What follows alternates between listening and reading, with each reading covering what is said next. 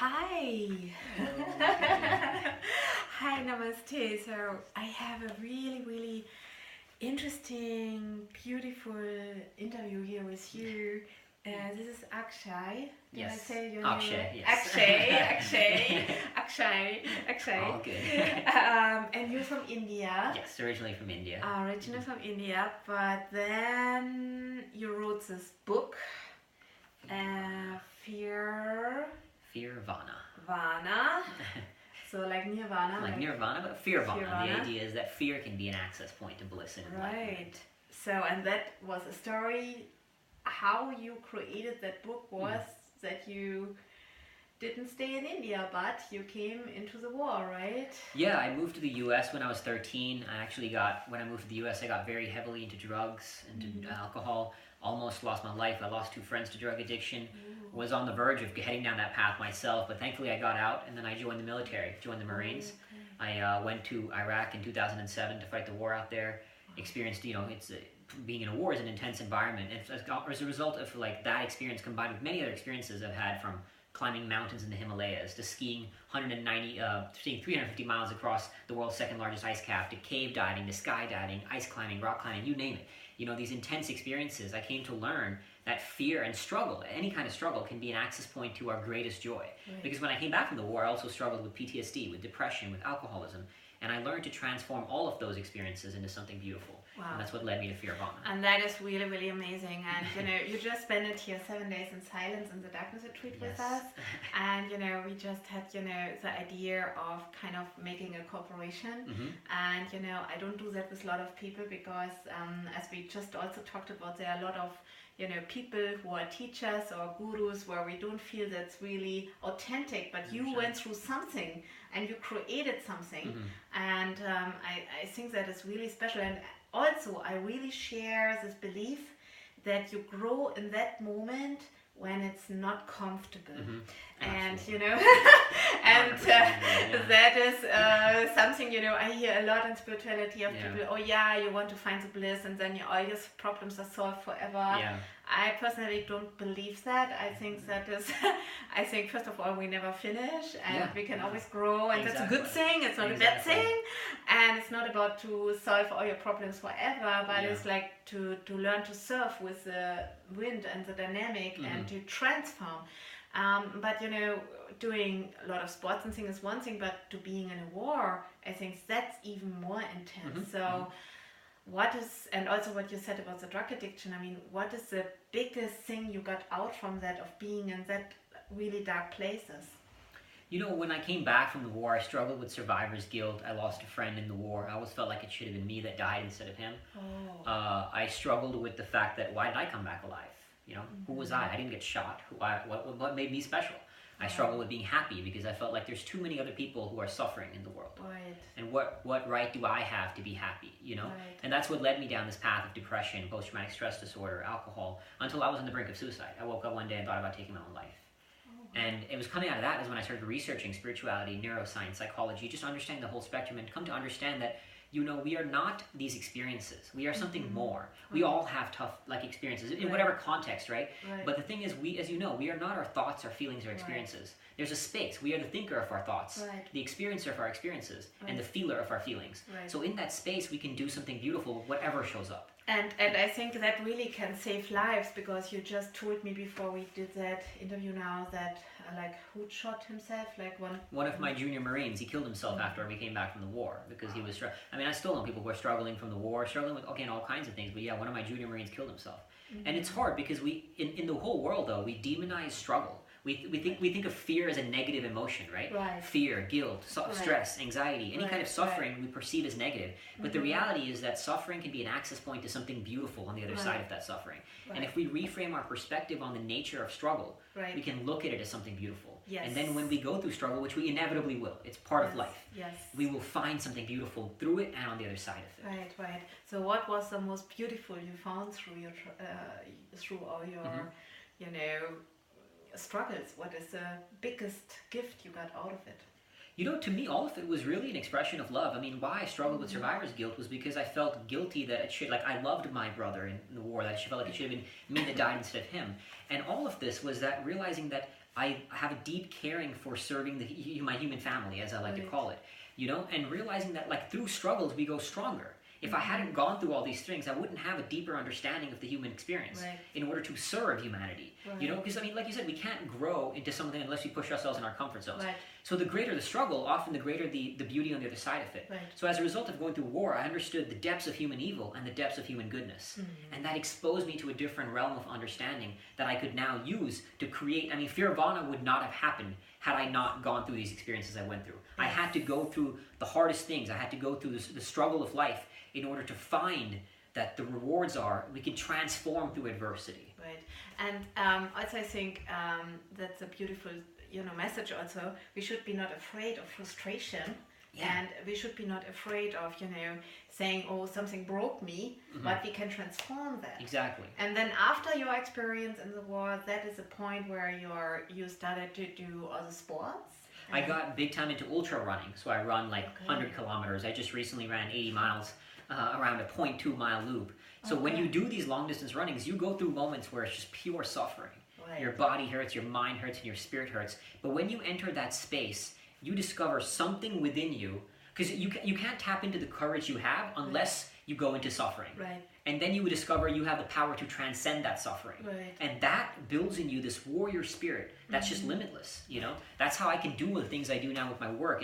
And so I constantly, now I'm a big ultra runner, I still do mountain climbing, do very intense expeditions. So it's my way to tap into greater struggles so I can find how powerful, not just I am, but we all are. We all have that limitless power that we have. Well, we have to, we can't figure that out if we're sitting comfortable in a couch, right? That is very true. Spending 7 days in darkness for me was very uncomfortable. I was terrified of the experience of stillness. Wow, and that was really amazing for me because you went through so much, and when you had like, and I thought when you went in, you're like, oh my gosh, I'm really nervous. I was like, wow, he's nervous, and like, wow, you know, but you know, Stillness scared me. Because you know why that is, and that's a big thing. What you're saying is because you cannot run away from yourself, and you have to face your own things and your own demons and your own everything. And that is actually to do a darkness retreat with silence is actually really the hardest thing to do. Many people do a darkness retreat with talking, and so at least you have a chance to, you know, decharge some of the energy and switch it. But you know, in the silence, you're really connecting to yourself. And we had some people thinking, oh yeah, that's easy. That's like Vipassana, and we go in the silence, and then they're like, wow, that's really something. So yeah, but then you're really facing yourself, because at the end, they are only ourselves, right? Absolutely, and the most important relationship that is the most, and it's always there. You know, we can run away from our relationships in the outside, but we cannot run away from ourselves. And you know, latest when we die, we're like kind of there. I mean, that is what I 100% experienced and believe, and some out of body experiences is like, okay, I'm still there, so there's no death. Okay, so what? You know, even if you want to do suicide, you know, even your colleague, I mean, that will be a big shock for them, that they're then like, oh my gosh, I'm still here. So I think there is no other way to really face your things in life as much as you can. Otherwise, you take it in another form with you in your soul, and you have to work it out another time. And that's why stillness is so important. But like you know, I mean, today's world, we're constantly not still. We're on our phones, we're music, TV, something or the other. We're running away from here. And that's why I wanted to go into this and experience stillness in the most intense way by going into darkness. And I mean, it was deeply profound. Wow, what was your deepest experience now in the dark? You know, I got a very concrete understanding of abstract concepts that I've struggled with, like God, the meaning of God, the purpose, like what does enlightenment mean? What is the nature of the self? What is the meaning of life? These very abstract concepts that I got a deep, concrete understanding of. One of the biggest things also that I felt was a true self-love. Because, you know, I mentioned, I for a long time, even after the war, even though I've navigated a lot of my demons, I still felt guilty for being happy. I felt like I had no right to be happy because there's so many people on earth suffering and struggling. So what makes me special to be happy? And that made life very hard. You know, even though I was doing my work, I was writing the books, but it made it very, very hard. And every once in a while I would just burn out. Like when I sobered up, I actually broke my sobriety a few times. Because when you have this kind of pressure, it just weighs on you, and eventually it breaks, you know? And so now I felt like a true self-love, and realizing that me being happy actually allows me to do more good for humanity. You know, so I felt this self-love, I felt this joy of experiencing for me, the darkness retreat didn't bring up trauma. It brought up joy. And then coming out into light for the first time was probably one of the most profound things. I mean, I remember saying to myself that I actually want to see the world like that every single day. Yes, wow. It was deeply, deeply profound. I remember that too. I mean, I don't know how it was for you, maybe you can tell me, but for me it was like this. When I came one time out of the darkness, it was winter, and I saw like a little waterfall, like a little, not waterfall, like a little bit water coming, you know, from a little mountain, and then in the forest, and next to it snow, and I was thinking like, oh my gosh, I never saw something beautiful like this. And I was like, oh my gosh, this is so much beauty, so much beauty, so much beauty. I was like struck by this beauty, and I was having the same thought, like, why I never saw like this before, you know, and that is what I think what happens once we are, you know, there are some curtains taking away, you know, some curtains of illusion is taking away, so you can really see the truth in that. Absolutely, right? Absolutely. I mean, even when I came out, seeing the greenery, seeing the orange in the clouds, it just looks, I mean, you look at it with different eyes, and I think that's why you have to experience the same thing about struggle, right? You have to go into the darkness to experience the light. And the greater, like, because, and I actually felt this when I came out of light, I felt a deep sense of gratitude for all the pain I've experienced in my life. Because of that pain, I've experienced very intense lows in my life, but I've also experienced very intense highs. And like, because you experience deeper pain, you also experience greater joy. And I think that is a very, very important message, because so many people struggle with big depression and suicidal thoughts. And, you know, I started the, you know, darkness retreat because I felt, wow, that's a very fast track way to enlightenment, to spiritual experiences. Then when I started it 7-8 years ago, you know, I was like shocked, you know, how many deep traumatized people told me, like misuse in the family, sexual abuse, you know, a lot of stuff, you know, really, really crazy stuff. And I felt, wow, but in the darkness that things started to heal, and memories came back where no memories were there, traumas healed. But I think also, you know, the work you do, like giving talks and you know, tell the people, because not everybody is you know, on the way of going into a darkness retreat and facing themselves. Some people have too much fear of that, and I think that is a really, really important message, even for somebody who was in the war, you know, and kind of, there is a way of healing. It is not over. So try to get that book, guys. Okay, I put that here. And I was also thinking the first Fearvana, I was thinking also Nirvana. Yeah, that's so cool, because, you know, it's like kind of, you know, you tap in this peace, and you tap in this energy. And you said you want to do some coachings also for people who did trauma, and you had a lot of trauma. I've done some one-on-one you coaching. Already and I've done speaking. I mean, the fundamental idea of Fearvana and everything that I want to do talks is to show people that, look, you're going to experience stress, you're going to experience anxiety, you're going to experience fear, but these are not negative. And I've had people respond, just the simply being exposed to the idea that fear, anxiety, stress, and guilt, and all these negative emotions can be positive and useful. Like, just the exposed to the idea transforms. And now it's like, I never thought of it that way. And that's the really the message, is that, like, to develop a positive relationship to any kind of struggle, whatever it shows up, however it shows up. If you develop a positive relationship to it, not only can you handle life when it hits you, because it will do that, but you can handle whatever challenges you are looking for on the other side of your goals. Like, any goals are going to be challenges in the face of it, right? But when you develop a positive relationship to those challenges, you will face them.